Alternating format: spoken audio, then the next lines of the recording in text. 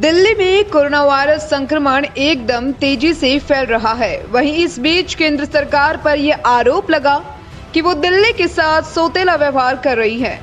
हाल ही में Delhi high court ने दिल्ली में ऑक्सीजन की कमी को ध्यान में रखते हुए इस पर सुनवाई की। इस सुनवाई के समय दिल्ली हाई कोर्ट के सामने कुछ ऐसे आंकड़े सामने आए जिसे देखकर कोर्ट का पारा हाई हो गया।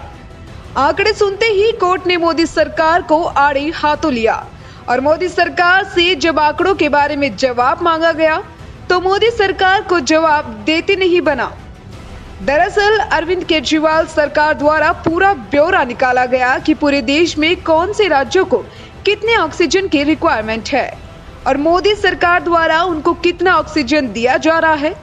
जैसे कि हम बात करें पंजाब की, तो पंजाब की ऑक्सीजन डिमांड 126 टन है, लेकिन केंद्र सरकार पंजाब पर कुछ ज्यादा ही मेहरबान है। सरकार द्वारा पंजाब को 136 टन अवेलेबल करवाया जा रहा है।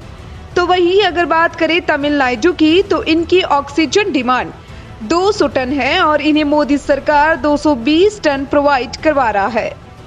केरल की डिमांड है 89 टन और इन्हें 99 टन दिया जा रहा है। तो वहीं छत्तीसगढ़ की बात करें तो छत्तीसगढ़ को आवश्यकता है 215 टन की और उन्हें 227 टन दिया जा रहा है। खैर, ये तो कुछ ही राज्यों के उदाहरण हैं। अब इन सब उदाहरण से आप समझ ही लीजिए कि क्या चल रहा है। अब बात गौर करने वाली ये है कि इन तमाम राज्यों को उनकी आवश्यकता से ज्यादा ऑक्सीजन उपलब्ध करवाई जा रही है। और अब बात करते हैं दिल्ली की।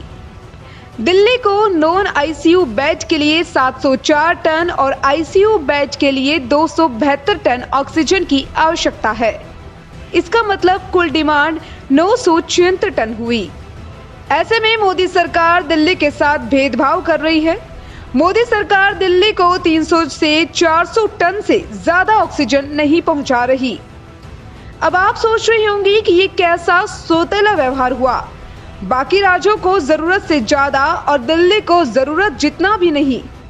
ऐसे में दिल्ली की जरूरतों को ध्यान रखना आखिर किसकी जिम्मेदारी है? इस वक्त जहां दिल्ली इतनी विकट परिस्थिति से जूझ रही है और दूसरी ओर मोदी सरकार राजनीति कर रही है, ये कहां तक सही है?